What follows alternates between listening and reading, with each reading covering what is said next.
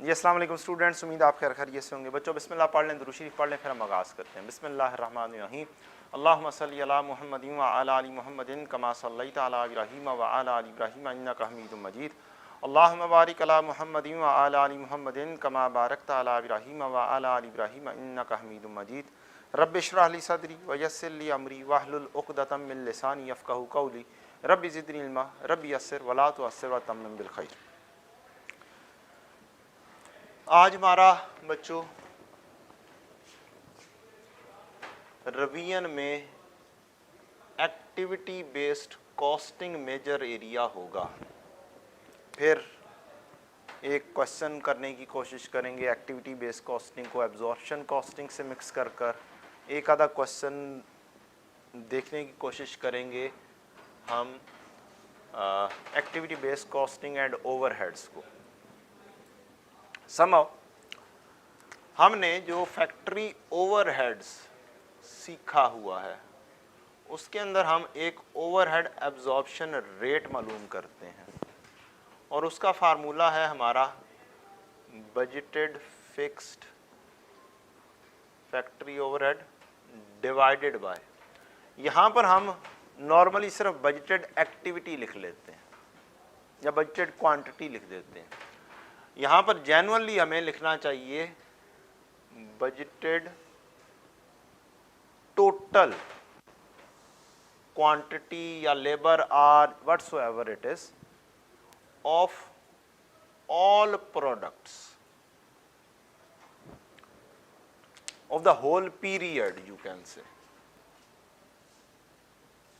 Whole year या period. और हमें यही गिवन भी यही होता है, हमें मसला नहीं होता। अगली चीज ये हो गया plant wide overhead absorption rate. फिर दूसरी सिचुएशन आती है हमारे साथ फैक्ट्री ओवरहेड में। हम क्या करते हैं, हमें कुछ डिपार्टमेंट्स दिए होते हैं ए बी सी डी। हम इसके अंदर मुख्तलिफ किस्म के खर्चों को क्या करते हैं, प्रोपोर्शनेट करके लेकर आते हैं, एलोकेट करते हैं और वो सारा का सारा काम करते हैं। उसके अंदर हम एक काम करते हैं, हम मसलन रेंट है तो रेंट को एक बेस यूज कर बांट देते हैं। रेंट के लिए हम फ्लोर एरिया ले लेते हैं, एक बेस यानी कि यूज करते हैं जिसकी बेसिस के ऊपर हम क्या करते हैं, वेदर इन डिपार्टमेंट्स और इन प्रोडक्ट्स। अगर हमें प्रोडक्ट्स का डायरेक्टली दे दे तो हम प्रोडक्ट्स का कर सकते हैं, अगर हमें डिपार्टमेंट का दे दे तो हम डिपार्टमेंट में लेके खर्चे जाते हैं। इस तरीके से फ्लोर हो गया, आपकी इलेक्ट्रिसिटी है तो ये भी फ्लोर एरिया पर जा सकती है, आपकी पावर है तो नॉर्मली ये किस पर जाती है, किलोवाट आवर्स पर जाती है। तो इस तरीके से हम क्या करते हैं, बांट लेते हैं। दूसरी चीज़ मैंने आप लोगों को सिखाई थी कि सबसे आसान तरीका कार क्या है इसमें आप रेशोज लिख लें कि ये फ्लोर एरिया अगर दिया हुआ है ए बी सी डी के लिए कि 1000, 2000, 3000, 4000 अगर दिया हुआ है तो हम इसकी क्या करें, रेशो बना लें, कुछ कॉमन सिफर क्या कर दें, काट दें। 1:2, 3, 4 इज इक्वल टू 4 3 7, 7 और 3 10 करके हम इस तरीके से क्या कर लें, बाद में बाइफरकेट कर दें अपने किस चीज़ को, जो टोटल खर्चा है, जो टोटल फैक्ट्री ओवरहेड्स हैं। और फिर वो टोटल आएगा और फिर उससे एक रेट बन जाएगा फैक्ट्री ओवरहेड का, डिपार्टमेंटल रेट। यही तरीका कार होगा अगर हमें प्रोडक्ट्स के अंदर डायरेक्टली असाइन करने को कह देता है तो। मसलन मुझे कहता है कि यार मैं बनाता हूँ एसी बनाता हूँ, मैं टीवी सेट्स बनाता हूँ और मैं से मोबाइल बनाता हूँ और मैंने खर्चे बस बांटने हैं, FOH डायरेक्टली प्रोडक्ट में लेकर जाने हैं, तो प्रोडक्ट में भी जा सकते हैं, कोई फ़र्क पड़ेगा। आपने तो फैक्ट्री ओवरहेड के खर्चों को जस्ट क्या करना है, बांटना है। असल चीज ये सारा बताने का मकसद ये है कि हम कोई ना कोई बेस यूज करते हुए हम क्या करते हैं, टोटल फैक्ट्री ओवरहेड को बांटते हैं अपने या डिपार्टमेंट्स में या फिर प्रोडक्ट में। अब इस पे आते हैं हम किस में, एक्टिविटी बेस्ड कॉस्टिंग। कुछ भी नहीं है, activity based costing is just like FOH, और जस्ट लाइक उसकी यही अपोर्शनमेंट है एंड नथिंग एल्स। तो एक्टिविटी बेस्ड कॉस्टिंग के अंदर होगा क्या, होगा ये कि इधर हम डिपार्टमेंट्स का रेट निकालते थे कि department A B C D ने ऐसे ऐसे काम किया, इसके खर्चे इतने इतने बना दो, एफओएच को डिपार्टमेंट्स में बांट दो। यहां पर क्या है, यहां पर हमने खर्चे बांटने हैं सिर्फ और सिर्फ एक्टिविटीज की बेस पर। अब ये एक्टिविटीज कौन सी हो सकती हैं, मसलन एक प्रोडक्शन डिपार्टमेंट है जहां पे मशीनिंग डिपार्टमेंट है। मशीनिंग में दो तीन किस्म की एक्टिविटीज हो सकती हैं। एक, मशीन सुबह सुबह आके क्या करेंगे, स्टार्टअप करेंगे। हम क्या कर रहे होंगे, हम स्टार्टअप करेंगे, चलाएंगे। तो फिर मशीन ने एक काम किया, स्टार्टअप। अब जब ये स्टार्टअप हुआ तो इसने आधा घंटा लेना है। जैसे गाड़ी को हम स्टार्ट करते हैं सर्दियों में तो उसे 5 मिनट का क्या देते हैं, रेस्ट देते हैं। बाइक को स्टार्ट करते हैं तो उसे कहते हैं ज़रा थोड़ा सा क्या हो जाए, वार्म अप हो जाए। इसी तरह से मशीनरीज, जितनी बड़ी मशीनरी होगी उतना ज़्यादा क्या होगा, वो स्टार्टअप पर भी टाइम ज़्यादा लेगी। इसी वजह से क्या किया जाता है, आपको जो इंडस्ट्रीज हैं, बड़ी बड़ी इंडस्ट्रीज, वो पता चलेगा वो बंद ही नहीं करते, शिफ्ट्स चलती रहती हैं, 24 घंटे वो चलती रहती हैं, क्योंकि एक स्टार्टअप की कॉस्ट ही अच्छी खासी होती है उनकी। अच्छा, मशीनिंग डिपार्टमेंट में स्टार्टअप हो रहा होगा। अब स्टार्टअप से रिलेटेड कोई इलेक्ट्रिसिटी लगेगी, तो हम क्या करेंगे, हम एस्टिमेटेड बेसिस पर देख लेंगे कि यार स्टार्टअप से रिलेटेड कितनी इलेक्ट्रिसिटी लग रही होगी, इसी से रिलेटेड और खर्चे होंगे, तो हम उन खर्चों को एस्टिमेटेड बेसिस पर कर लेंगे कि यार स्टार्टअप से रिलेटेड मेरे खर्चे इतने बनते हैं। फिर ये रन कर रहे होंगे, रनिंग होगी इसकी, चलेंगी। तो ये दो छोटी सी मिसालें मैंने मशीनिंग की दे दी आपको। अब खर्चे, अब यहां पर हमें बेस ढूंढनी होगी। क्या करनी होगी, बेस ढूंढनी होगी। अब एक्टिविटी बेस्ड हमें बेस ढूंढनी है। स्टार्टअप में हमारी बेस बन जाएगी हमने कितनी दफा स्टार्टअप किया, तो टोटल नंबर ऑफ स्टार्टअप्स हमारे एक बेस बन जाएगी। और एक चीज बस याद रखनी है, टोटल नंबर लेना है ऑफ होल पीरियड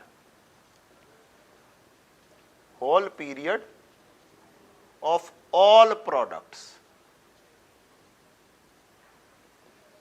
ये बेस बनानी है आप, बिल्कुल वैसे ही जैसे मैंने यहां पर लिखा है।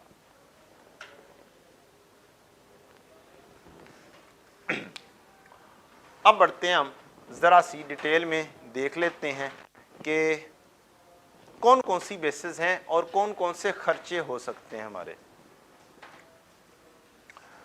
अच्छा बच्चों, अब हमारे पास जैसे खर्चे होते थे, rent, electricity, insurance,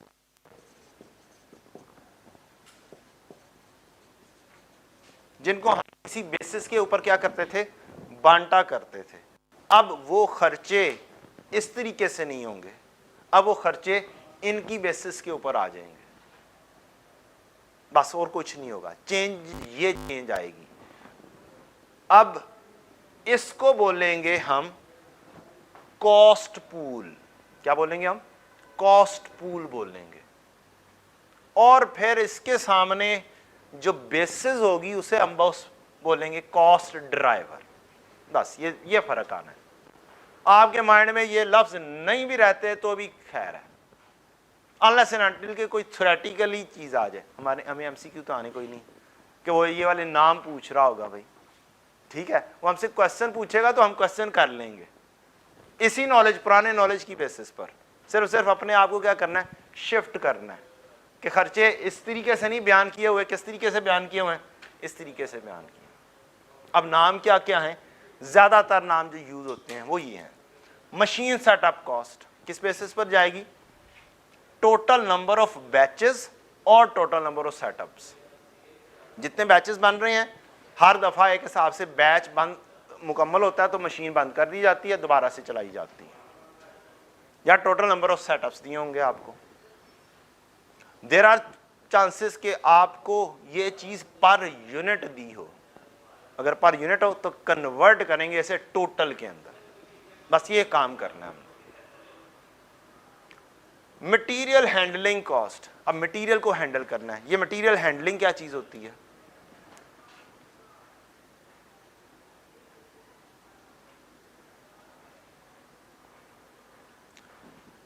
raw material factory में आता है और एक डिपार्टमेंट में रखा जाता है, एक स्टोर में रखा जाता है, वहाँ पे एक बंदा काम कर रहा है, वो उसको प्रॉपरली एक जगह पे रखता है, फिर जब प्रोडक्शन होनी हो वो इशू करता है। ठीक है, मटेरियल की हैंडलिंग, ठीक कैसे होगी, क्या बेस बनेगी, जब उसकी ज़रूरत पड़नी है प्रोडक्शन डिपार्टमेंट को, तब हमने इसको क्या करना है, इशू करना है। तो हमें लॉजिक आनी चाहिए। मैंने उसमें भी कहा था कि आपको बेसिस में क्या करना चाहिए, लॉजिक सोचनी चाहिए, ना कि क्रैमिंग करनी है। यहाँ पर भी लॉजिक सोचें, मटेरियल हैंडलिंग में क्या काम करना पड़ता है।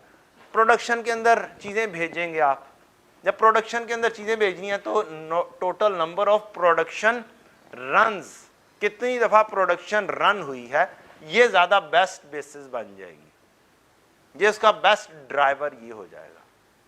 हाँ, अगर ये नहीं मिल रहा तो फिर कोई और चीज़ होगी जो रिलेट कर जाएगी। फिर चीज़ें बन जाती हैं, बनने के बाद क्या होना होता है, डिस्पैच होनी होती है। अब डिस्पैच हो गया तो हमारे पास बहुत सारे सेल ऑर्डर्स आ रहे होंगे, कस्टमर ऑर्डर्स होंगे, तो total number of orders dispatched जितने हमने भेजे हैं वो चीज हमारी बेस बन जाएगी। इसी तरह से ऑर्डरिंग कॉस्ट, कस्टमर से ऑर्डर्स आ रहे हैं तो हमने ऑर्डरिंग कॉस्ट भी कहीं ना कहीं पे पड़ी हुई है। कहां पे पड़ी है, ईओक्यू में, इन्वेंट्री मैनेजमेंट, एक खर्चा है, ठीक। तो ऑर्डरिंग कॉस्ट है, किस बेसिस पे करेंगे, कस्टमर के ऑर्डर्स की बेसिस पर कर लें। मशीन का ऑपरेशन है, रन की जा रही है, अब ये रन कर रहे हैं तो फिर इसमें सबसे बेस्ट क्या चीज आ जाएगी, इसमें मशीन के आर्स आ जाएंगे। ये मशीन आर्स एफओएच में भी इस्तेमाल होंगे, ये मशीन आर इधर भी इस्तेमाल होंगे, क्योंकि बेस्ट बेसिस बनती ही है इसकी।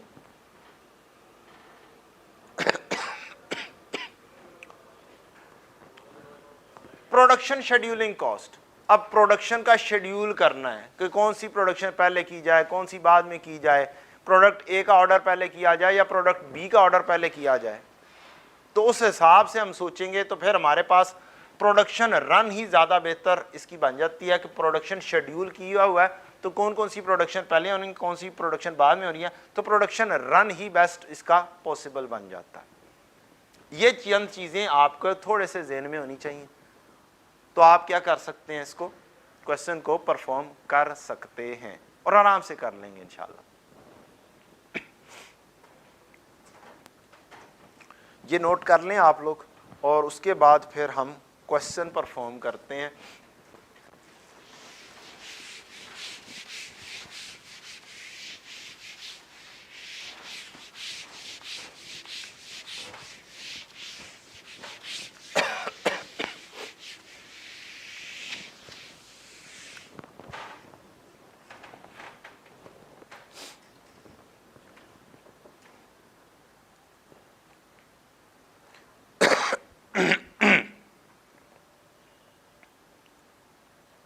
मैं माज़रत चाहता हूँ, थोड़ी सी खांसी और ज़ुकाम, गला ख़राब ये चल रहा है। घर में बैठे हुए बच्चे जिन्होंने कानों में लगाया होगा, कोई हैंड्स फ्री लगा के सुन रहे होंगे, उनको एकदम से खांसी आई होगी। आवाज़ आई होगी ना, तो फिर तकलीफ हुई होगी उनको डेफिनेटली कि सर खंग रहे ने। अच्छा जी,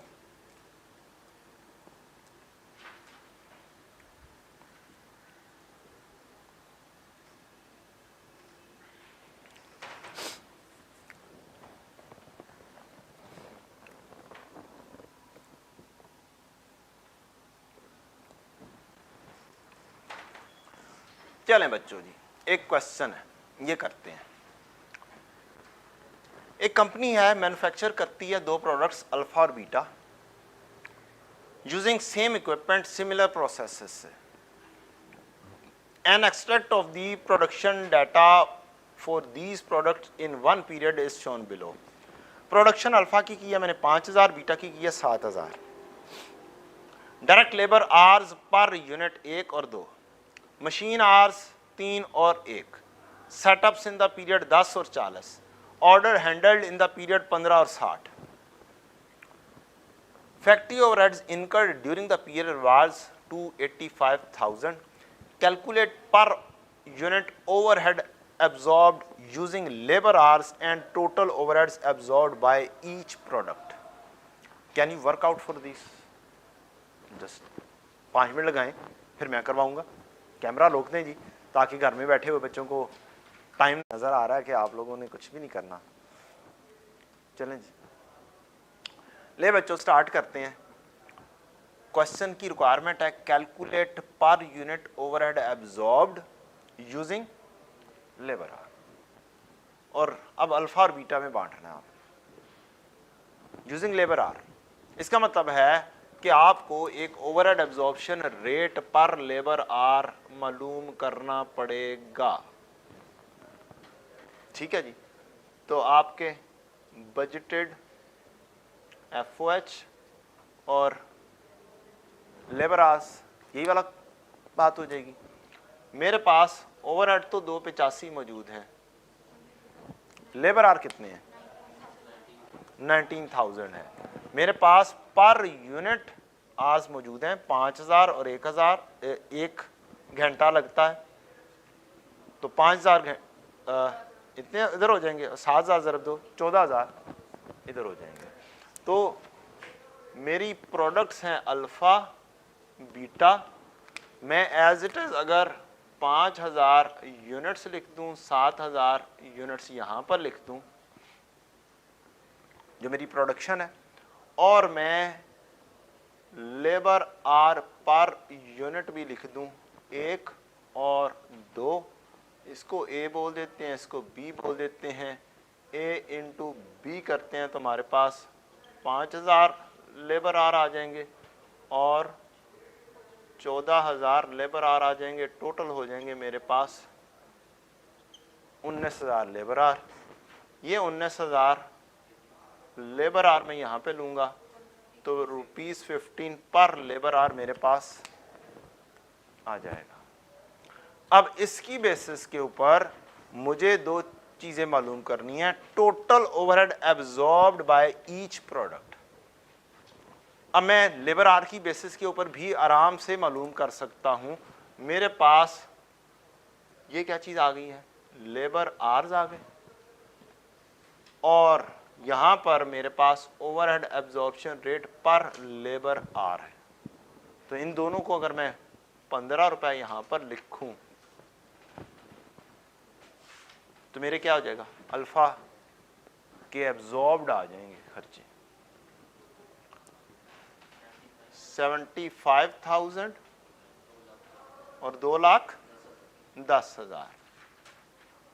इसको मैं कह देता हूँ ये सी है, इसको कह देता हूँ डी है। सी इंटू डी करूँगा तो मेरे एफओएच क्या आ जाएगा, एफओएच एब्जॉर्ब्ड आ जाएगा। क्या मेरा क्वेश्चन मुकम्मल हो चुका है या नहीं हुआ? मेरा क्वेश्चन मुकम्मल नहीं हुआ। रीज़न, क्वेश्चन में क्या लिखा हुआ है, कैलकुलेट पर यूनिट ओवरहेड, पर यूनिट ओवरहेड मांगे हैं। यहां पर मेरे पास ओवरहेड पर लेबर आर है। अब बड़ा ही आसान तरीका है, मुझे चाहिए क्या, overhead absorption rate per unit चाहिए आपको। मेरे पास अवेलेबल क्या है, ओवरहेड एब्जॉर्प्शन रेट पर लेबर आर अवेलेबल है।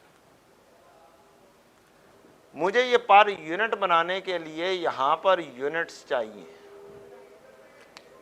तो टॉप पर क्या ले आएंगे, लेबर आर ले आएंगे, ये आपस में कट जाएगा, अल्टीमेटली आंसर क्या आ जाएगा, overhead absorption rate per unit. इस तरीके का काम हो सकता है हमें कभी डिवीजन भी करनी पड़ जाए, तो इस तरीके से जब कभी फंस जाएं तो इस तरीके से सोच लें। तो मेरे पास 15 है और ये भी मौजूद है जो मुझे चाहिए, लेबर आर पर यूनिट है, ओवर पर लेबर आर है। इसका मतलब है बी इंटू डी करूंगा तो मेरा आंसर आ जाएगा overhead absorption rate per unit is equal to B into D. 15 ज़रब 1 15, 15 ज़रब 2 30 रुपए, और ये होगा per unit, per unit.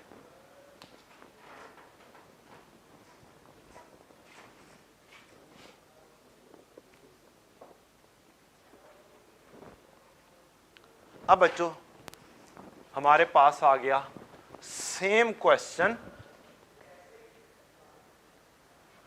with some more data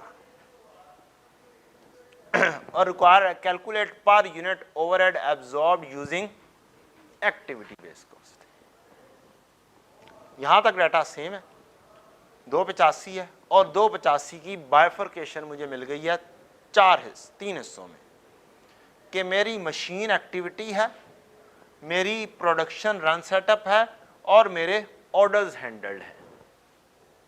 अब इनको हमें किस में करना है, अल्फा और बीटा में, क्योंकि कैलकुलेशन क्या है, calculate per unit overhead absorb using activity based costing, और पर यूनिट है तो इनका अलग अलग से मालूम करना पड़ेगा। मैं टोटल मालूम करूंगा और फिर मैं क्या करूंगा,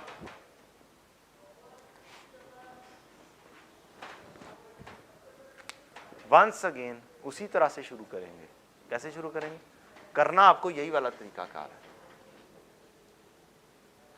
आप एक और तरीके से भी मालूम कर सकते थे, 75,000 तकसीम 5 करते तो भी आंसर आ जाना था, एक 2,10,000 तकसीम 7,000 करते तो भी ये वाला आंसर आ जाना था। जैसे मर्जी कर दें, एग्जामिनर को आंसर चाहिए और सही वाला आंसर चाहिए। अच्छा जी, अब हम आ जाते हैं, यही क्वेश्चन अब कन्वर्ट हो चुका हुआ है एक्टिविटी बेस्ड कॉस्टिंग। मेरे दो चीजें हैं, एक है अल्फा, एक है बीटा, और मेरे अब खर्चे आ रहे हैं। कौन कौन से, मशीन एक्टिविटी है, प्रोडक्शन रन है, ऑर्डर हैंडलिंग है। Machine activity,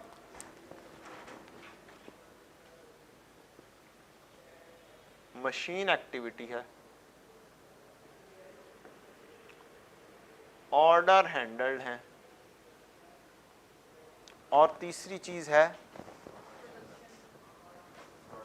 production run setup. पहले प्रोडक्शन रन तरतीब से लिखना चाहिए, प्रोडक्शन रन सेटअप्स हैं, और तीसरा है ऑर्डर हैंडल्ड।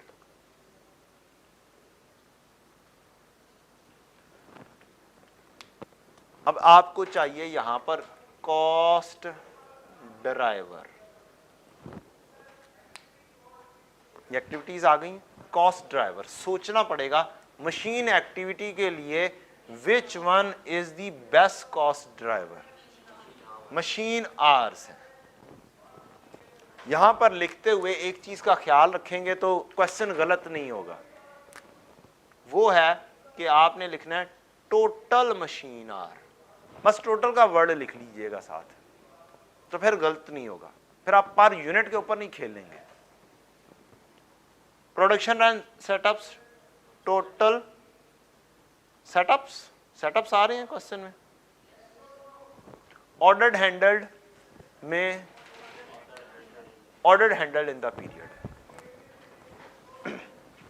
यहां पर ऑर्डर हैंडल्ड आ गया। खर्चे कौन कौन से हैं, टोटल खर्चे हम यहां पर लिख देते हैं, टोटल फैक्ट्री ओवरहेड्स अल्फा और बीटा में बांट देते हैं, बिल्कुल उसी अंदाज में जिस अंदाज में हम क्या करते हैं, अपोर्शनमेंट करते हैं, डिपार्टमेंट में खर्चे बांटते हैं। रेशियोज कैलकुलेट करेंगे और रेशियोज की बुनियाद पर क्या करेंगे, यहां पर अपोर्शनमेंट हो जाएगी और खर्चे ट्रांसफर हो जाएंगे। प्रोडक्ट्स हों या डिपार्टमेंट्स हों, हमें क्या फर्क पड़ता है। 2, 20, 20 और 45 ये खर्चे हैं, 2,20,000, 45,000 है, दूसरा 20,000 है, 20,000 एंड 45,000, ये हमें बांटना है। सबसे पहले देखना है कौन से वाले चीजें आपके पास क्वेश्चन में डायरेक्टली टोटल अवेलेबल की हुई हैं। क्या setup in the period total available है, क्या order handle in the period total available है। यस, 10:40 इज इक्वल टू 50,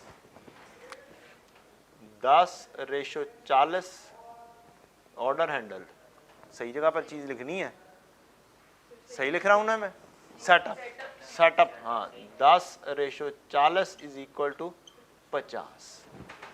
दूसरा order handle 15:60, 15:60 is equal to 75। तीसरी चीज हमारे पास डायरेक्टली अवेलेबल नहीं है, उसको हमें क्या करना पड़ेगा, मालूम करना पड़ेगा। मशीन आर के ऊपर अब काम करना है।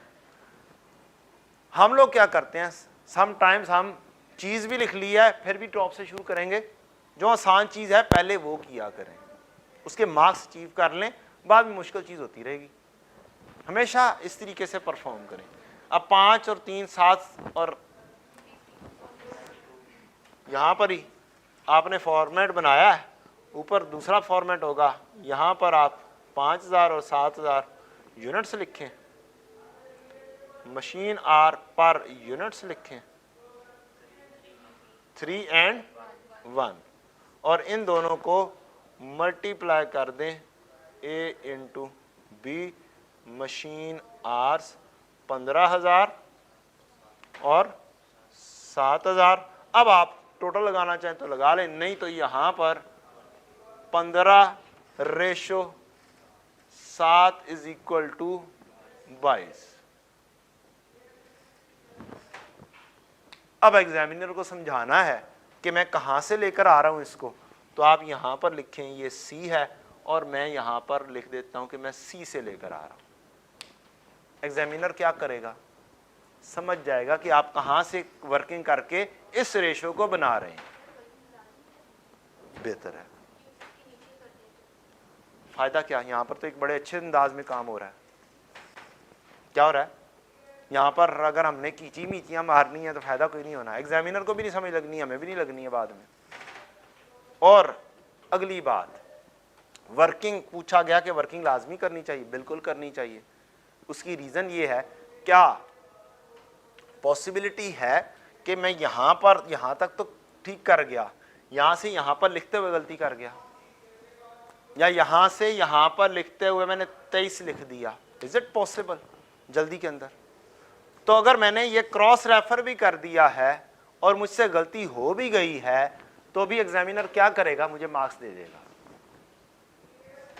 लेकिन अगर मैंने वर्किंग ही नहीं की हुई, मैंने यहां पर गलत चीज लिख दी है, अब एग्जामिनर कहां से जानेगा कि मैंने किया क्या है, मैंने काम सही किया भी है कि नहीं किया। तो एग्जामिनर को आप क्रॉस रेफरेंस अच्छा अपना कर लें। हम लिख रहे होते हैं क्रॉस रेफर करते हुए वर्किंग 1, वर्किंग 2, वर्किंग 3, वर्किंग 4, उसको आसान कर दें। एग्जामिनर को भी बताओ यार आसान तरीका कार है, ABC में लिख दो, क्रॉस कर दो, आपकी अपने लिए भी आसानी होगी, एग्जामिनर के लिए भी आसानी होगी। जिस जगह से आप पिक कर रहे हैं वो चीज आपने लिख दी। अब आपका काम क्या हो चुका हुआ है, बिल्कुल उस पैटर्न पर आ गया हुआ है जिस पैटर्न के ऊपर क्या है हमारा FOH हमने बनाया है, फैक्ट्री ओवरहेड बनाया। तो ये कुछ भी नहीं है activity based costing, nothing, it's just like an FOH। चलें अब इसको बांट दें, फिर हमारा पूरा क्वेश्चन हो जाएगा। 2 20 तकसीम 22, ये 15, 1,50,000 बनता है, और ये 70,000 बनता है। कितना अच्छा एग्जामिनर है हमारा कि 220 तकसीम 22 एग्जैक्टली सेम वही चीज़ बन रही है। 20 तकसीम 50 क्या आंसर आया? और रेशो से 4,000 और 16,000 और 45,000 को इस रेशो में बांटा तो 9,000 36,000 और टोटल हो जाएगा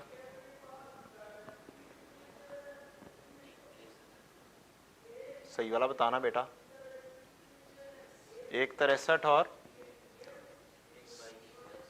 1,22 क्या मेरे टोटल FOH आ चुके हैं अल्फा और बीटा के।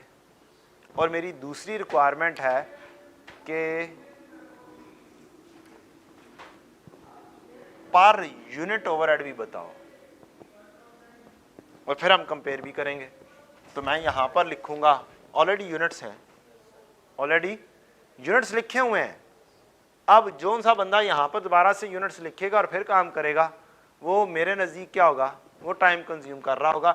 यहां पर आए, इसको कोई नाम दें J और यहां पर कहें J divide by A FOH per unit. This is the time saving technique. और जस्ट आंसर लिखें 1,63 तकसीम, यार ये सही जगह पे तो नहीं लिखे थे, अल्फा बीटा।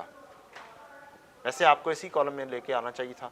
चलें बहरहाल गलती हो गई है तो फिर क्या करें, हेडिंग बना दी है। कितना होगा जी? 32.6 एंड 17.43। अब हमें कंपेयर करना है 17 को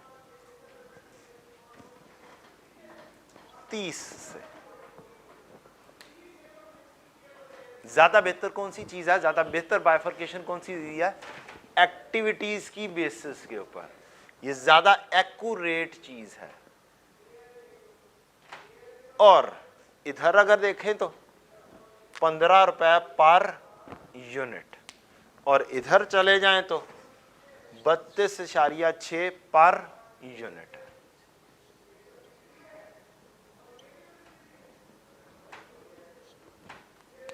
तो ज्यादा बेहतर क्या है? हमारी एक्टिविटी बेस्ड कॉस्टिंग है, जिसकी बेसिस के ऊपर हम क्या करते हैं, बाइफर्केशन करते हैं, फैक्ट्री ओवरहेड्स में खर्चे बांटते हैं। होप्स हो आपको एक्टिविटी बेस्ड कॉस्टिंग की कुछ समझ लग गई होगी और कुछ कॉन्फिडेंस भी क्या हो गया होगा कि ये तो है ही कुछ नहीं, ये तो बायां हाथ की खेल है। और ये भी हो सकता है आप कहें कि यार हमें तो ऐसे पता नहीं हमने क्या पढ़ाया था क्या नहीं पढ़ा था, बुक्स में क्या लिखा हुआ है। और बुक्स में एक और चीज़, बुक्स में क्या हुआ होता है, बुक्स में यहाँ पर एक इजाफी वर्किंग्स की जाती है और कई लोग करवाते भी हैं। पहले बनवाया जाता है पर cost driver rate, cost per cost driver means 2,20,000 का खर्चा है और 22,000 कितने आए, 22,000 हमारे आए हैं मशीन आवर्स। तो 2,20,000 तकसीम 22,000 इज इक्वल टू ₹10 पर मशीन आवर। ये कैलकुलेट करते हैं, फिर इसको अलहदा से यहाँ पर बांटते हैं, जिसकी वजह से होता क्या है, हमारा टाइम खाम खा का एक इजाफी कंज्यूम होता है। ये जस्ट लाइक अगर हमने निकालना भी हो तो ये जस्ट लाइक क्या FOH का रेट ही है, जैसे हम ये वाला रेट निकालते हैं। लेकिन हमें वहाँ पर भी इसके निकालने की ज़रूरत नहीं पड़ी बांटते हुए, एज सच यहाँ पर भी नहीं एज सच ज़रूरत नहीं पड़ी। अगर रेशो में आप निकाल सकते हैं तो रेशो में खुद ब खुद आपने वो वाला चीज़ हिडन करके काम कर दिया हुआ है और एग्जामिनर को बता दिया मैंने इस तरीके से इसको बांटा है, इस रेशो में बांटा हुआ है। That is more than enough working.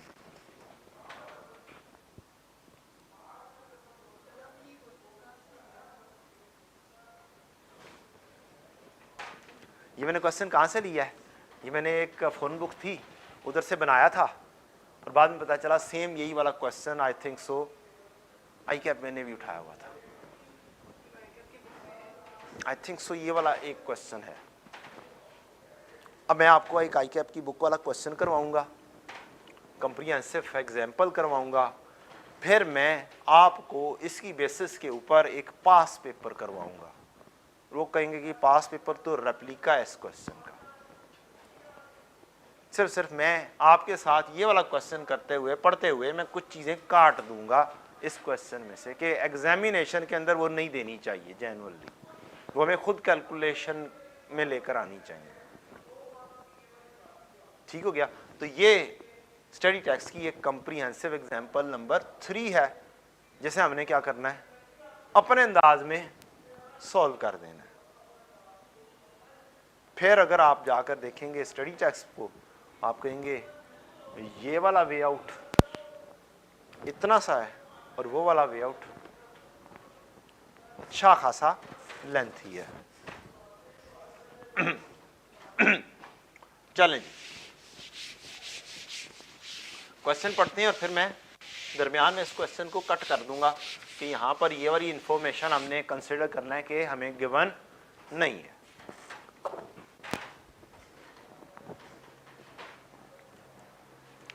JAM Enterprises engage in the manufacturing of fishing equipment for fishing industry since a decade.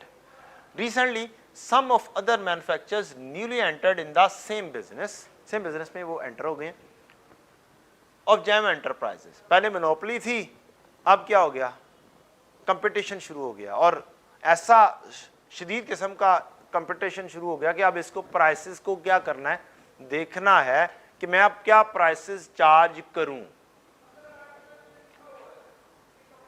JAM Enterprises wants to offer best prices for the product as compared to competitor.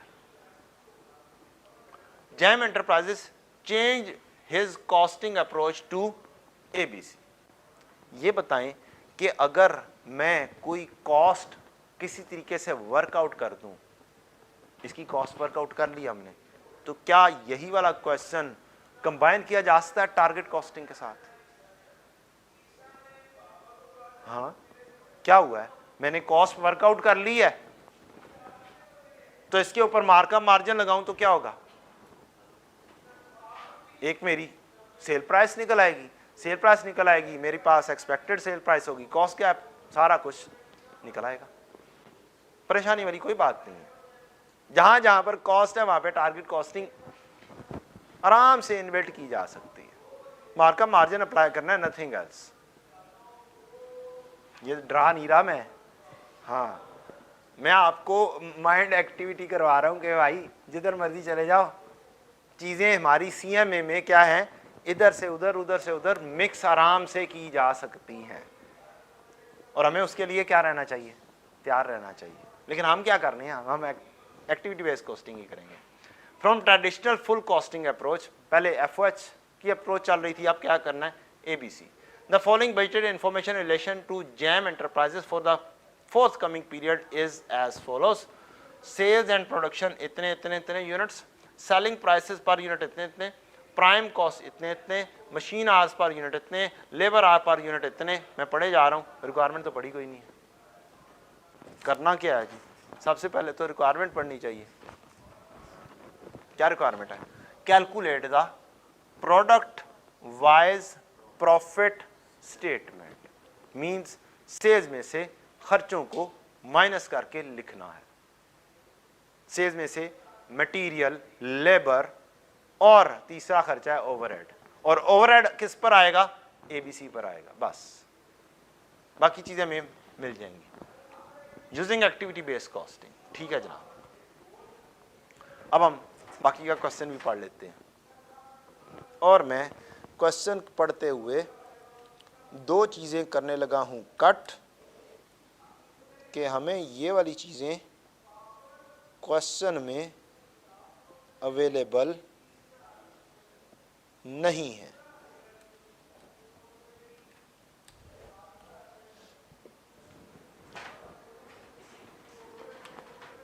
काट दिया ना, ठीक है जी। मैं क्या पढ़ूंगा, मेरे पास cost pool दिया गया, खर्चों को बाइफरकेट करके दिया हुआ है ₹1000 में, मशीन सर्विस इतना, असेंबली सर्विस इतना, सेटअप इतने, ऑर्डर प्रोसेसिंग इतना, परचेजिंग का खर्चा इतना। और मुझे बनाना क्या है, मुझे बनाना है profit statement. Profit statement means मेरा स्टार्टिंग पॉइंट क्या होना चाहिए, सेल्स, फिर कॉस्ट ऑफ सेल्स की जो यहां से चीजें हैं वो पिक करनी है। क्वेश्चन में जो सा डाटा है वो लेना है। मटेरियल लेबर के ऊपर दिमाग जाना चाहिए, ठीक है। हमें क्वेश्चन में चीज दी हुई है प्राइम कॉस्ट पर यूनिट, ठीक है। तो हमारा तरीकाकार ये होना चाहिए कि उसने हमें कहा है प्रोडक्ट वाइज चीज बनाओ, तो हम क्या करेंगे, प्रोडक्ट वाइज 3 कॉलम जो उसने मुझे दिए हैं, मैं वो 3 कॉलम बनाऊंगा। एक टोटल का कॉलम अगर जरूरत पड़े तो उसके लिए स्पेस आपने खाली रखनी है बस। 3 प्रोडक्ट्स हैं JAM, JA&M। प्रॉफिट स्टेटमेंट, मुझे इसका मतलब है सेल्स चाहिए, सेल्स चाहिए जी, ठीक है। क्या सेल्स एंड प्रोडक्शन हमारे पास मौजूद है? अब यहां पर हमारे लिए बड़ी आसानी कर दी गई है। क्या ये पॉसिबिलिटी थी कि मुझे क्वेश्चन के अंदर ओपनिंग स्टॉक क्लोजिंग स्टॉक दे देता, ठीक, और प्रोडक्शन दे देता, और फिर मुझे ले जाता कि भाई सेल खुद निकाल लो, सेल की क्वांटिटी और सेल की प्राइसेस वर्कआउट कर लो। तो ये पॉसिबिलिटीज हो सकती हैं, लेकिन उसने मेरे लिए आसानी की हुई है। क्या सेल्स में से क्वेश्चन के मुताबिक जो मुझे नजर आ रहा है प्राइम कॉस्ट मौजूद है, जिसमें डायरेक्ट लेबर डायरेक्ट मटेरियल आ जाता है, तो मैं क्या करूंगा, मैं कहूंगा कि यस, मैं इसमें से प्राइम कॉस्ट लेस कर दूंगा। Now this is my planning, ये मेरा क्या है, प्लान है। और अच्छा प्लान आपने कर लिया तो समझे क्वेश्चन हो गया। और क्या चीज खर्चे में आती है, यही जो क्वेश्चन है एक्टिविटी बेस्ड कॉस्टिंग के मुताबिक क्या है, क्या करना है आपको, लेस करना है factory overheads based on activity based costing.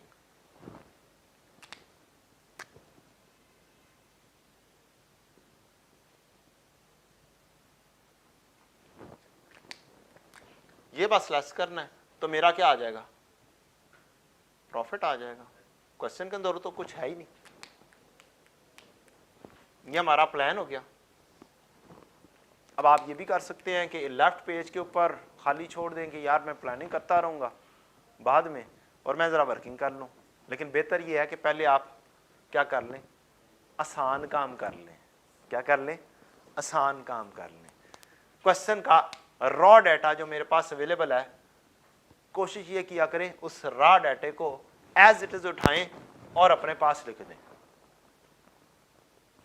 मैं अब प्रोडक्शन लिखने लगा हूं, 30,000, 20,000 और 10,000, और ये मुझे यहां पर आंसर करना है ₹1000 में, क्योंकि मुझे डाटा किस में दिया हुआ है, 1000 में दिया हुआ है। तो मेरा आंसर क्या होना चाहिए, ₹1000 में ही कर दूंगा, मेरे लिए आसानी हो जाएगी।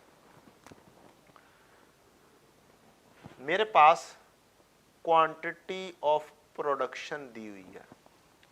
अब मैंने ये कॉलम बनाया हुआ है, मैं उसी कॉलम के अंदर 30,000, 20,000 और 10,000 यूनिट्स मैंने लिख दी हैं। और क्या चीज है मेरे पास, सेल प्राइसेस हैं पर यूनिट। क्या मैं क्वांटिटी प्रोड्यूस को सेल प्राइस से मल्टीप्लाई करूंगा तो मेरी वैल्यू आ जाएगी सेल की, यस। तो मैं क्या करूंगा, सेल प्राइस पर यूनिट लिख दूंगा, 4600, 9,600 एंड 7,400। कह सकता हूं मैं बड़े आराम से ए बी अगर मैं लिखूं तो ये जनाब ए इंटू बी हो जाएगा। मेरी वर्किंग भी कंप्लीट है, 100% है, और मेरा टाइम भी क्या हो रहा है, सेव हो रहा है। अब जरा कैलकुलेट करें क्या बनता है, 4600 इंटू 30 करना है सिर्फ आपने, ताकि ₹1000 में लिखा जाए। 1,38,000 20 इंटू 9600 192,000 10,000 ज़रब 7400 74,000। ये 3 चीजें आपने लिखी गई, आपका एक चीज फिल इन होगी, मींस आपने इसके मार्क्स अचीव कर लिए हैं। और अगली चीज आपने फॉर्मेट बना दिया कि आप किस तरीके से काम करेंगे, तो आपने यहां तक की जो जितनी भी बातें थी उनके मार्क्स अचीव कर चुके हैं। हाँ, आगे वर्किंग से जो जो मार्क्स होंगे वो रहेंगे बस। क्या मेरे पास प्राइम कॉस्ट भी है? 3100, 8300, 6400, 3100, 8300 और 6400। इसको मैं कहता हूं भाई तुम सी हो, और ये आपकी आ गई प्राइम कॉस्ट पर यूनिट। ये पर बड़ी इंपॉर्टेंट चीज है। ए इंटू सी करूंगा तो क्या ये भी आ जाएगी? बना दें फिर। 3100 ज़रब 30 93,000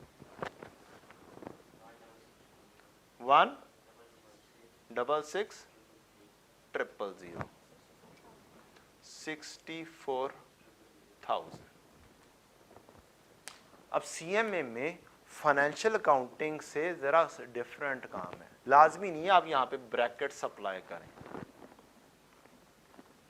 वो दूसरी फाइनेंशियल अकाउंटिंग की हमारी अपनी मजबूरियां होती हैं, उसकी प्रेजेंटेशन का भी हमें ख्याल करना होता है। यहां पर नहीं है। यहां पर मैं इसको कुछ बोल दूं कि भाई तुम हो x y और तुम z हो, और यहां पर x minus Y minus z कर दूं, तो that is more than enough. कोई टेंशन नहीं है, कोई ब्रैकेट अप्लाई नहीं करनी, दिमाग में जरूर अप्लाई होनी है कि ये चीज लेस करनी है। ये चीज है, आप अप्लाई करना चाहें कर लें, कोई प्रॉब्लम वाली बात नहीं है। इसमें आपने मेरे उसके ऊपर नहीं अभी चले जाना कि मैंने कह दिया तो अब आपने वो जो जिस तरीके के ऊपर आप चल रहे हैं उसको हट जाना है, लाजमी नहीं है। हाँ, कॉन्सेप्ट के ऊपर आ जाएं, वो जरूर ये वाला अप्लाई करें, तरीकाकार ये जरूर अप्लाई करें। कितनी चीजें हो गई जी मेरे पीछे रह के आ गया? सिर्फ फैक्ट्री ओवरहेड रह गया, बाकी का क्वेश्चन तो मेरा हो चुका हुआ है। तो आसान मार्क्स तो अचीव कर लिए ना मैंने। कोई थोड़ा सा मुझे नहीं आता तो एक्टिविटी बेस्ड कॉस्टिंग नहीं आती और मैं कहता हूँ यार ये तो मुझे आती नहीं है, मैं तो बना ही सकता ही नहीं हूँ या बना सकती ही नहीं हूँ, तो ऐसा नहीं होता। हम फेल अपनी वजह से होते हैं। क्वेश्चन में सारा काम हो सकता था, यहां तक आप पहुंच सकते थे अगर आपको एक्टिविटी बेस्ड कॉस्टिंग नहीं भी आती तो, और मार्क्स अचीव किए जा सकते थे। आगे बढ़ते हैं। अब क्वेश्चन में हमारे पास डाटा है फैक्ट्री ओवरहेड का। अब मुझे क्या करना है? अल्फा बीटा वो जे ए और एम में चीज़ों को क्या करना है? बांटना है। और मेरे पास डाटा अवेलेबल नहीं है, ये वाली चीज़ नहीं अवेलेबल है। टोटल का डाटा जो है कॉस्ट ड्राइवर, इससे रिलेटेड मुझे खुद सोचने हैं। क्या करने हैं? मुझे खुद सोचने हैं। उसके सामने लिखे हुए वो चीज़ हमारे पास अवेलेबल नहीं है, पेपर में नहीं होगी। ये चीज़ हमें खुद सोचने का उसने कहना है। इस वजह से मैंने क्वेश्चन में से ये क्या चीज़ कर दी है? उड़ा दी है। चलें जनाब, अब इसका मतलब है मुझे ये वाले खर्चे बांटने हैं। तो मैं क्या अपना एक फॉर्मेट जो मैंने अपने लिए डिवाइस किया है, जो कि ये वाला है, क्या मैं ये कर सकता हूँ? यस, मैं कर सकता हूँ। यही वाला प्लानिंग, इसी के अंडर ही हम FOH की भी वर्किंग कर देते हैं। क्या होगा? मुझे बस यहाँ पर थोड़ा सा काम करना है। मुझे यहाँ पर टोटल के खर्चे यहाँ पर लिख लेने हैं, जो मैंने एक कॉलम खाली बचाया हुआ है, और यहाँ पर मुझे एक्टिविटीज़ लिख लेनी है और खर्चे लिख देने हैं। मशीन सर्विस पहली चीज़ है मेरी, मशीन सर्विस, और इसका खर्चा है 18,400।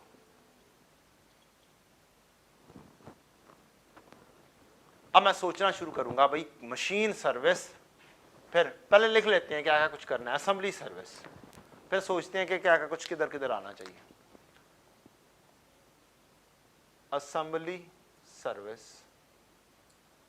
तीसरी चीज है जी सेटअप कॉस्ट, फिर है हमारी ऑर्डर प्रोसेसिंग, और एक चीज है हमारी परचेजिंग। इससे रिलेटेड खर्चा उठाया, यहां पे लिखा 18,150 1200, 18,150 1200,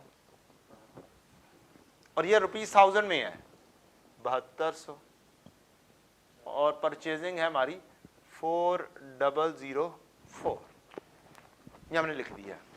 अगला स्टेप मेरा है कि मुझे क्या करने हैं, मुझे खुद कॉस्ट ड्राइवर अपनी बेसिस ढूंढनी है, इसकी सोचना है। आसान चीज पहले करनी चाहिए, मुश्किल? आसान। क्वेश्चन में जो रेडीली टोटल वाली चीजें अवेलेबल हैं वो वाली पहले चूज भी करनी है। सोचना तो है सबके लिए। मशीन सर्विस क्वेश्चन के अंदर ये वाले कॉस्ट ड्राइवर तो 3 डायरेक्टली अवेलेबल हैं, तो हम सोचेंगे यार नंबर ऑफ सेटअप्स के ऊपर लग जाएगा, और ये readily total number of setups available भी हैं, तो मैं दोनों चीजें इकट्ठी लिख देता हूं। सेटअप्स में आता हूं और इसकी कॉस्ट ड्राइवर हेडिंग बना लेता हूं और कहता हूं सेटअप्स, और वो भी टोटल, और मेरी रेशो भी बनी बनाई मिली है मुझे 70 100 और 80। 70 ratio 100 ratio 80 is equal to 8 7 15 और 250 हो जाएगा। 100 70 80 250 हो गया, मैंने ये लिख दिया। और कस्टमर ऑर्डर्स, यहां पर हमारे customer orders, order processing customer orders के ऊपर जाएगी, तो यहां पे हम क्या लिख देते हैं, टोटल, और ये भी हमारे पास टोटल अवेलेबल आए हुए हैं, टोटल कस्टमर ऑर्डर्स। क्या मैं आराम से इसकी रेशो बना सकता हूं 48 45 67, आराम से 2 सिफर उड़ाएं और रेशो बना दें। और ये चीज मुझे ये भी नहीं करने की जरूरत है कि मैं क्या कर रहा हूं, कहीं पर वर्किंग के अंदर लिख रहा हूं, ठीक है, डायरेक्टली यहां पे लिखो क्या मसला है। 48 45 48 45 और 67, 48 45 एंड 67 टोटल हो गया 160, ये भी गया। तो इसका मतलब है ये चीज बेस मिल गई, रेशियो मिल गई, तो समझे ये वाले खर्चे क्या हो गए। Number of supplier orders, supplier order क्या परचेजिंग से रिलेट करते हैं? परचेजिंग, सप्लायर को ही ऑर्डर देंगे ना हम, तो ये परचेजिंग से लिंक सप्लायर ऑर्डर्स करते हैं। हम कहेंगे यस सप्लायर ऑर्डर। क्या ये भी टोटल नंबर्स में दिए गए हैं? यस, ये भी टोटल नंबर्स में दिए गए हैं, 18 22 और 16। सो इजी, 18 22 और 16, 18 22 और 16 56, ये भी हो गया। Machine service, machine hour question के अंदर नजर आने चाहिए मशीन से रिलेटेड चीज। क्या हमें मशीन आर्स, लेकिन ये टोटल नहीं गिवन की है, बी कॉन्फिडेंट, ये क्या है पर, ये नहीं लेने हमें टोटल वाले लेने हैं, तो हम लिख देंगे मशीन आर्स में टोटल मशीन आर्स, और इसकी अलग से वर्किंग परफॉर्म करेंगे। अच्छा, असेंबली सर्विसेज, असेंबली सर्विसेज के लिए कौन सी चीज यूज होगी? अब सोचें जरा, असेंबली में होता क्या है, चीजों को जोड़ा जाता है। क्या किया जाता है? और जोड़ा मशीनों से नहीं जाता, वो नॉर्मली क्या होता है, बंदे ही जोड़ रहे होते हैं। जनरेटर आ जाएगा, अलग अलग पार्ट्स होंगे, तो उनको कौन जोड़ रहा होगा? बंदे ही जोड़ रहे होंगे, पाना शाना लेकर जोड़ रहे होंगे। बाइक बनती है, कैसे बनती है? लेबर बना रही होगी, उसका पहिया जोड़ने वाला काम कौन करता है? लेबर करता है। तो असेंबली सर्विसेज जोड़ना लॉजिकल है। अब हमने ये चीज पढ़ी थी पहले कहीं पे कि यार ये चीज कैसे है, कॉस्ट पूल में मौजूद थी, ये मैंने शो किया था, नहीं किया था। लॉजिकल सोचना है कि यार क्या चीज बेस्ट बनती है। तो 3 तो चीजें मैं नीचे से यूज कर चुका हूं, वो नीचे वाली दोबारा से भी यूज हो सकती है। इधर से भी सोच सकते हैं आप कि यार मेरी परचेजिंग है, ये क्या सॉरी असेंबली है, क्या नंबर ऑफ सेटअप्स पे जाता है? नहीं यार, कस्टमर ऑर्डर, सप्लायर ऑर्डर नहीं बनती। या आप मशीन की तरफ चले जाएंगे या लेबर की तरफ चले जाएंगे, ज्यादा होगा क्या? कोई ये गलत ली जाएगी और तो कुछ नहीं ना होगा। तो वैसे लॉजिक मैंने आपको बता दी है। Labour hour, total labour hours लिखना है। अब पूरे क्वेश्चन में फिर आपको काम कितना करना पड़ा है, इसके ऊपर बस काम करना पड़ना है, बाकी तो सारा कुछ रेडीली अवेलेबल है, डाटा इज अवेलेबल। तो अब इसके लिए हमें दूसरा पेज हम यूज कर लेते हैं, और हमेशा कोशिश करें कि जिस फॉर्मेट पे आप काम कर रहे हैं ना, उसी तरीके से ही आप काम कर रहे हैं। दूसरे पेज के ऊपर अब आपको चाहिए क्या? टोटल मशीन आवर्स चाहिए, और आप जे, ए और एम इसी अंदाज से काम करें। अच्छा, तो 2.5, 5.5, 4.5, क्या मैं यहां कहीं पे भी कहीं काम कर रहा था? यस, काम कर रहा था। इज इट पॉसिबल कि मैं यहां कहीं पे ये डाटा लिख लूं? अगर पॉसिबल है तो यहां कहीं पे डाटा लिख ले, नहीं तो इधर आ जाए, नो प्रॉब्लम। मेरे पास लेबर आर पर यूनिट मुझे चाहिए और टोटल लेबर आर चाहिए एक। दूसरी चीज मुझे चाहिए मशीन आर पर यूनिट और टोटल मशीन आर दूसरी चीज। Labour hour per unit question में मौजूद है 2.5, 5.5 और 4.5। मशीन आर्स, मैंने मशीन आर्स पढ़े हैं तो मशीन आर्स में जाके लिख देना 2.5, 5.5 एंड 4.5, और लेबर आर्स हैं 7.5, 3.5 एंड 3.5, 7.5, 3.5, 3.5। अब इसको मल्टीप्लाई किससे करना है? क्वांटिटी से मल्टीप्लाई करना ना। ये कुछ लिखा हुआ है, यहां पर मैं कोई फार्मूला बना सकता हूं, इस जगह पर बना सकता हूं ना, तो मैं फार्मूला बना दूंगा, इसको कुछ नाम दे दूंगा। कहां तक एबीसी यूज कर ली है? सारी एबीसी पड़ी हुई है, सी तक यूज किया अभी आपने। इसको डी करेंगे और इसको बोल देंगे ए इंटू डी, इसको बोलेंगे ई है, इसको कहेंगे ए इंटू ई। कहानी खत्म, पूरी वर्किंग भी मौजूद है और काम भी मुकम्मल हो चुका हुआ है। अब आपने जस्ट क्या करना है, आंसर लेना है। अब ये बताएं, क्या मैं अगर अभी से इसको राउंड ऑफ भी कर लूं तो कोई फर्क पड़ेगा? मुझे तो रेशो चाहिए। क्या चाहिए? रेशो चाहिए। और अगर मैं यहां पर इसके साथ लिख देता हूं जी ये मेरा थाउजेंड्स में है लेबर आर, ये भी थाउजेंड्स में है, तो कुछ गलत होगा? कुछ भी गलत नहीं होगा।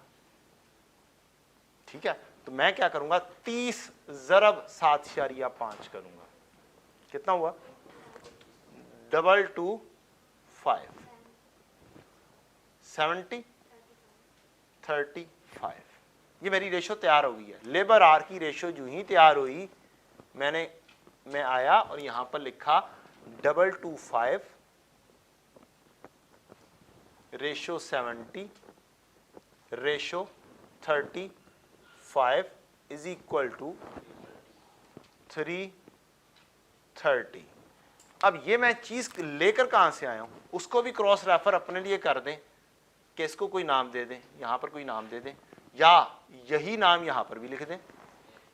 अगर मेरे पास स्पेस जरा सी कम हो गई है, आपके पास space full fledge ample available होगी, तो मैं कह सकता हूं ए इंटू डी से ही मैं ये चीज़ कैलकुलेट करके ले आया हूं।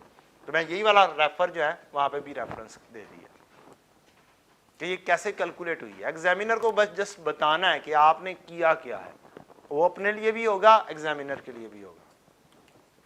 अगली चीज a इंटू ई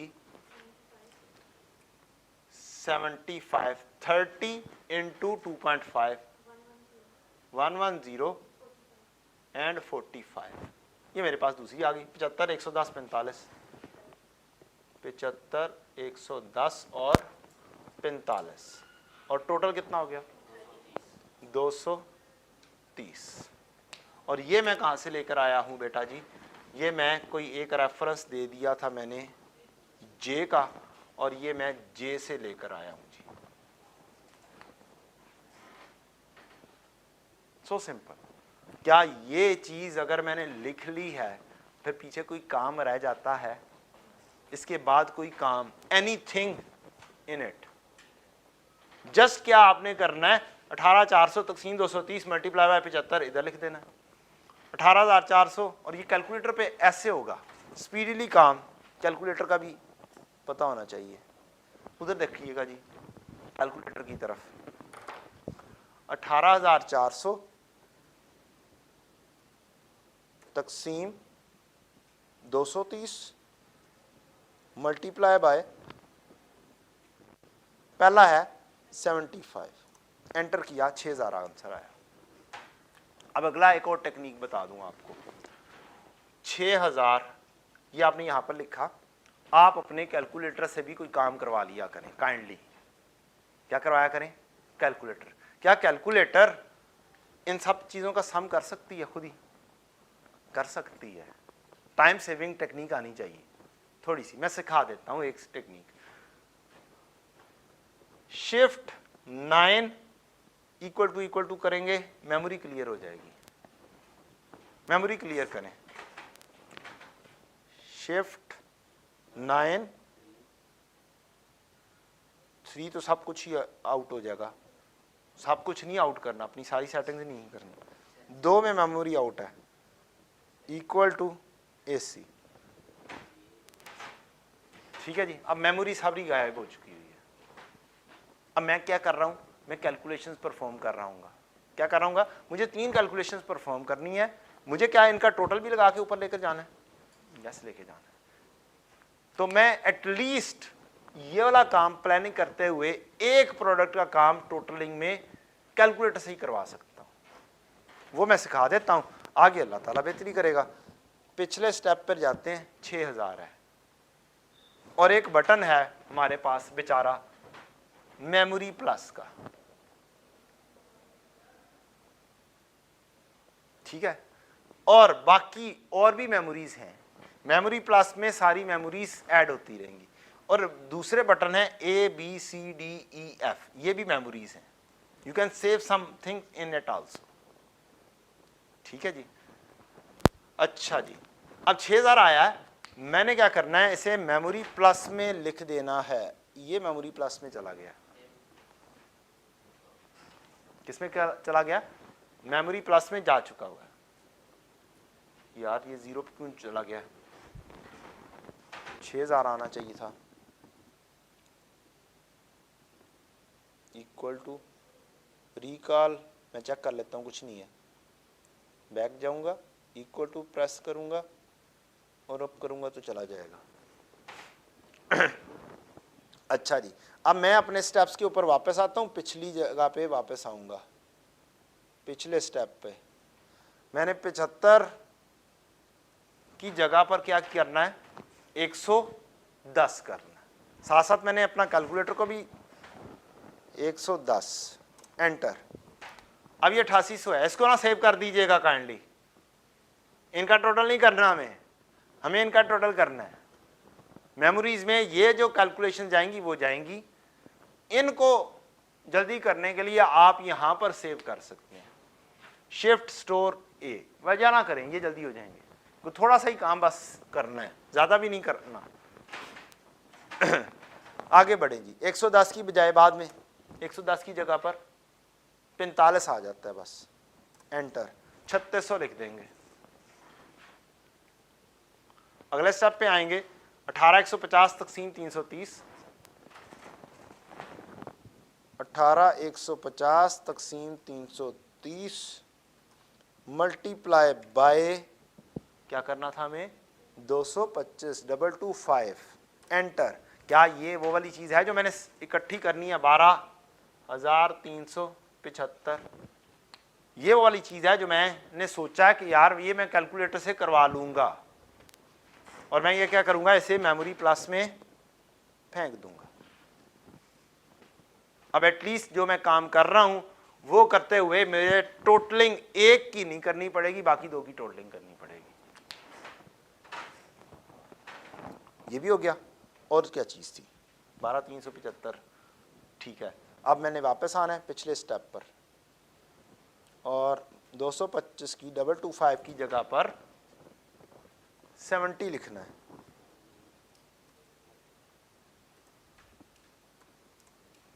थ्री 3850। बाकी तो आप बता देंगे, मेरा ख्याल है कर लेंगे और समझ लग गई होगी आप लोगों को कि आप कैलकुलेटर से कम से कम एक कॉलम जो है क्या कर सकते हैं, प्लस कर सकते हैं। और कम से कम ये वाले टोटल के ऊपर आपको काम नहीं करना पड़ेगा, वो टाइम आप थोड़ा सा सेव कर सकते हैं। माइनस सा टाइम सेव होगा, लेकिन पेपर में इतना टाइम सेव हो जाए तो भी बहुत होता है। करते करते से दरिया बनता है।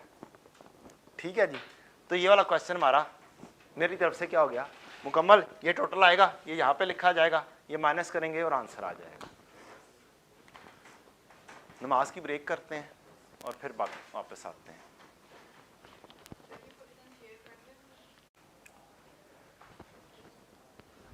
लें जी बच्चों, अब एक अदद क्वेश्चन जो कि मॉड्यूल एफ के लेवल के ऊपर टेस्ट हुआ था, ज़रा गौर से इसको देखते हैं।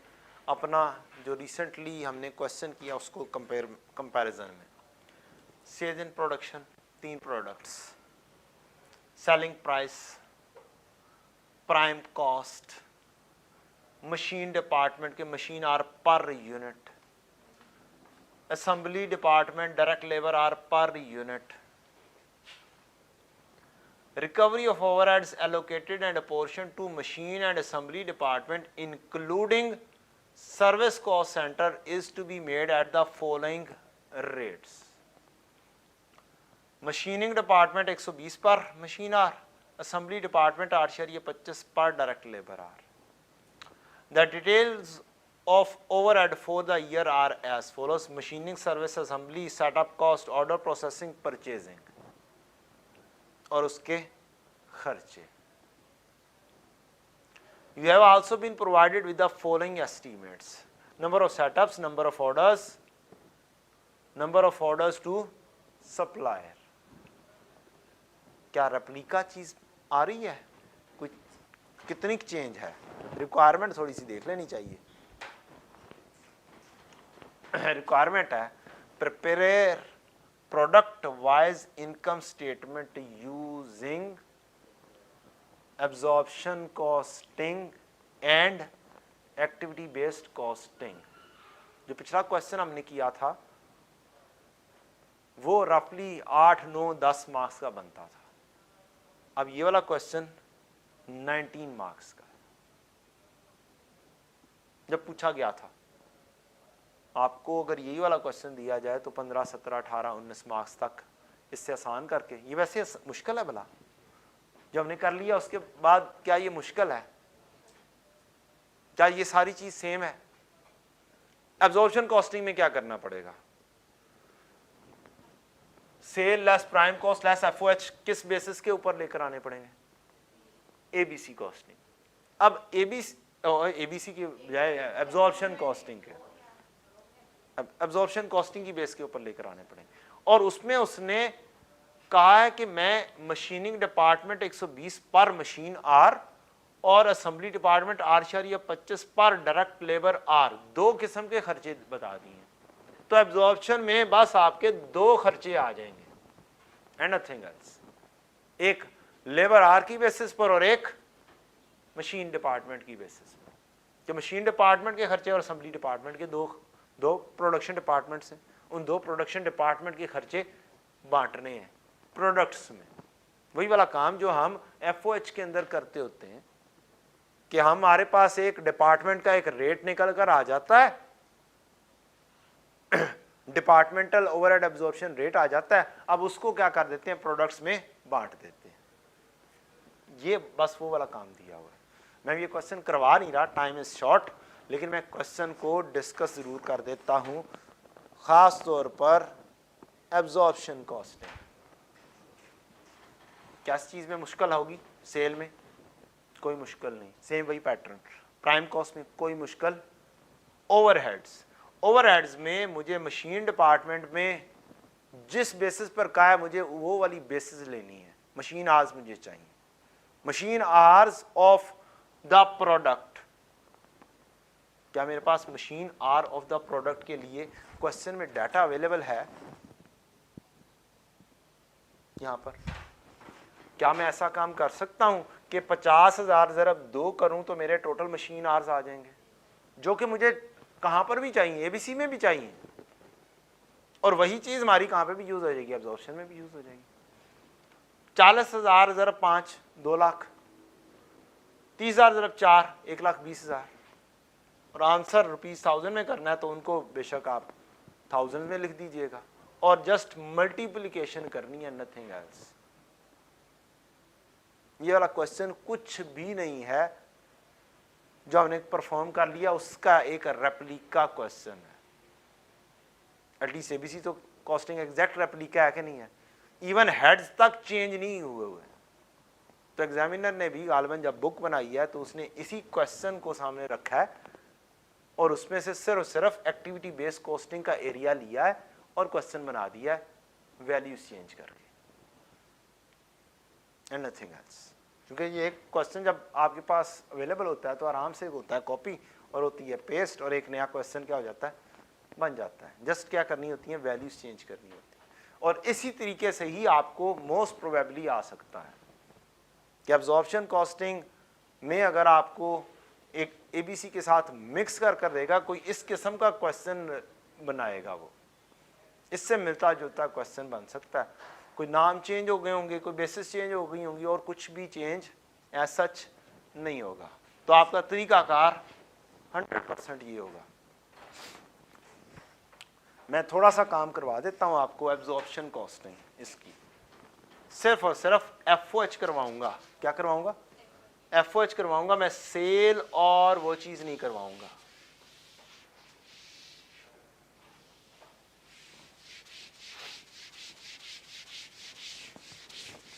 बाकी आप काम इंशाल्लाह खुद कर लेंगे इस क्वेश्चन का।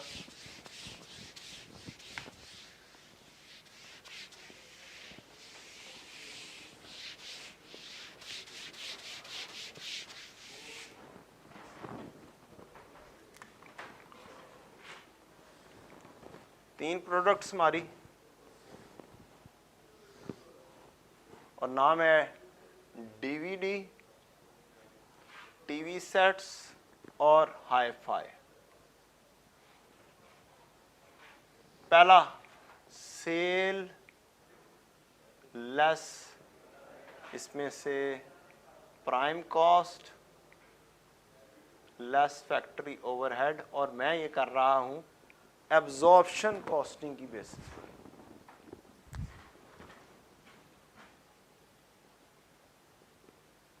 सेल और प्राइम कॉस्ट में कोई मसला नहीं है। मुझे कहा गया है 120 पर मशीन आर मशीनिंग डिपार्टमेंट की। इसका मतलब मेरा एफओएच दो हिस्सों में तकसीम हो जाएगा। एक मशीन डिपार्टमेंट के एफओएच है और एक है असेंबली डिपार्टमेंट के।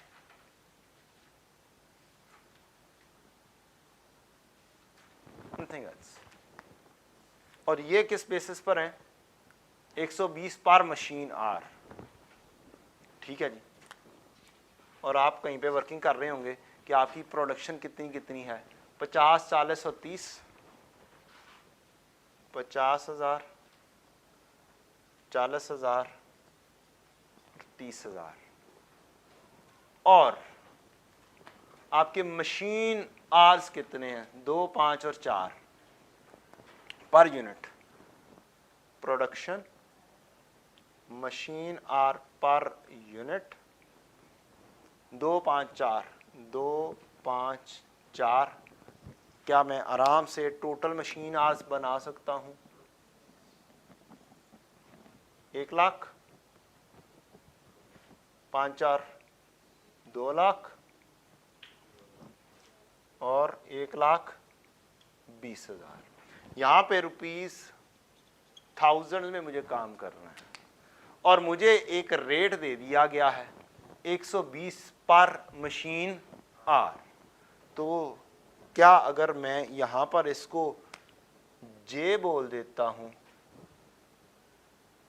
और मैं यहां पर लिख देता हूं J into 120 machine are into 120 पर मशीन आर। 100 इधर 1000 में काम करना है, ये टोटल में है। 100 इंटू 120, 100 इंटू 120, हाँ 12,000 आ जाएगा।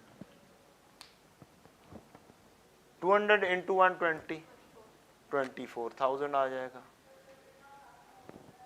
और 120 इंटू 120, 14,400 आ जाएगा। इसका मसला कोई पड़ा ही नहीं है। असेंबली डिपार्टमेंट में रेट मुझे दिया गया है 8.25 पर डायरेक्ट लेबर आर, 8.25 पर लेबर आर। अब मुझे टोटल लेबर आर्स चाहिए होंगे, मैं यहां पर लेबर आर ढूंढूंगा, labour hour per unit, A B A into B machine hour labour hour per unit 732 732 और मुझे टोटल लेबर आर चाहिए। क्या करेंगे जी, यहां पर सी दे दें ए इंटू सी और इसको के का नाम दे दें। 50 × 7 3,50,000, 40 × 3 1,20,000, 30,000 × 2 60,000। अब यहां पर रुपीस 1000 में लिखने के लिए हम 8.25 को 350 से मल्टीप्लाई कर देंगे, 2,888। 120 को 8.25 से मल्टीप्लाई कर देंगे और मैं कहूंगा यहां पर के इंटू 8.25, कहानी खत्म। 120 ज़रब 8.25, 990। 60 ज़रब 8.25, 495 एंड नथिंग एल्स, और कुछ भी नहीं है। बाकी वही सेल प्राइम कॉस्ट में कुछ भी नहीं है। यह आपकी होगी क्या, एब्जॉर्प्शन कॉस्टिंग के जरिए प्रोडक्ट की स्टेटमेंट, प्रॉफिट स्टेटमेंट। और एबीसी कॉस्टिंग हमने सारी सीख ली है एज इट इज, जितना पिछला क्वेश्चन किया है सेम उसी स्टाइल में उतनी ही चीजें दी गई हैं और कुछ भी नहीं है। तो असल चीज ये है कि आप लोग स्टडी टेक्स्ट को भी ये देख लें जी, ये आंसर के अंदर ये 3 चीजें हमने कैलकुलेट की, बाकी चीजें तो कैलकुलेट होके आई और प्रॉफिट स्टेटमेंट आ जानी।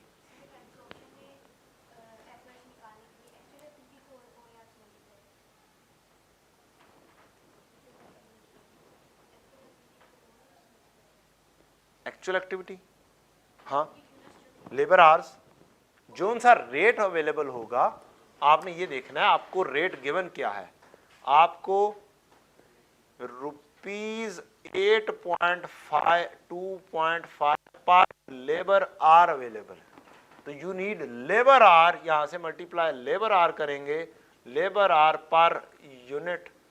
तो ये क्या, लेबर आर से मल्टीप्लाई करेंगे तो टोटल वैल्यू बन जाएगी। OAR तो निकाल कर दिया उसने,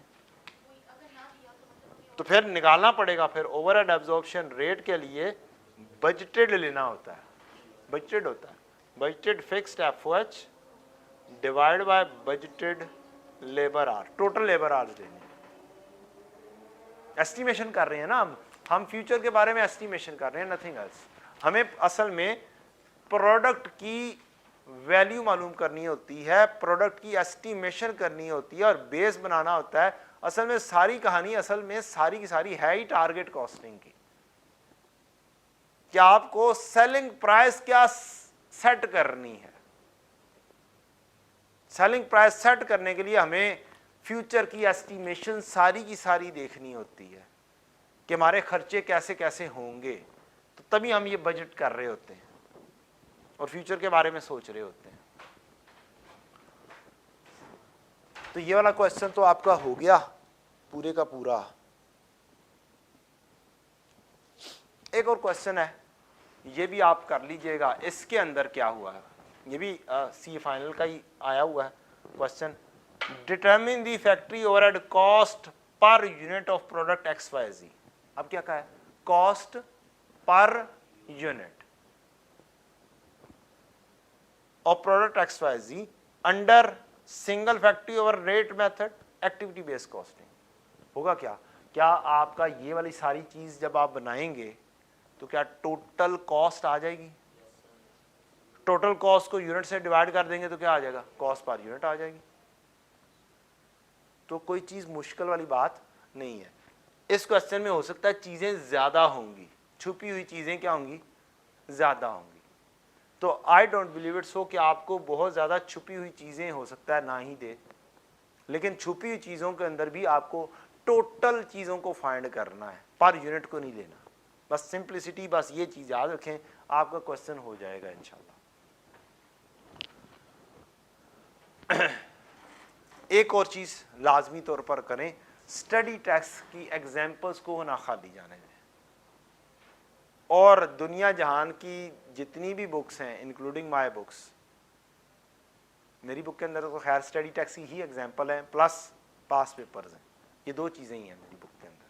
मैंने कोई अपने प्रैक्टिस क्वेश्चन बहुत कम रखे हैं, क्योंकि मेरा जो माइंड सेट है वो ये है कि जो एग्जामिनर ने चीज़ पूछनी है ना, वो दो जगहों से हमें हासिल होनी है।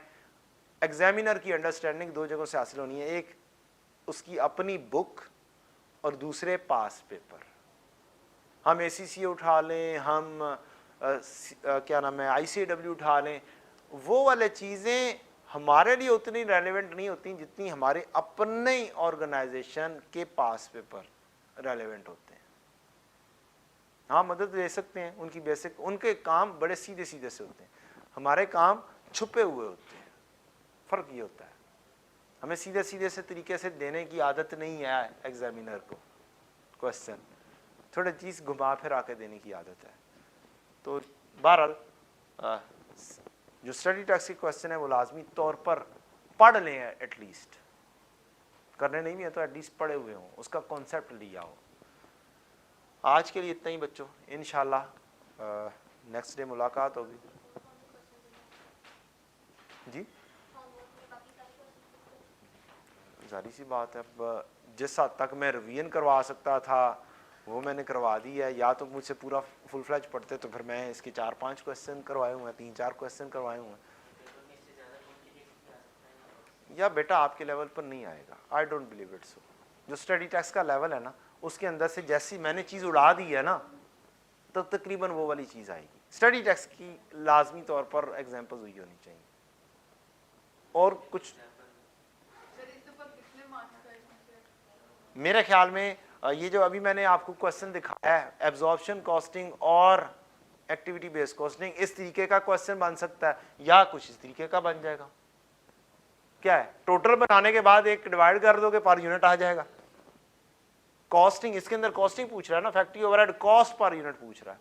मींस ये वाले सारे खर्चे इकट्ठे करो और इसको मैं यूनिट्स पर डिवाइड कर दूंगा तो कॉस्ट पर यूनिट आ जाएगा।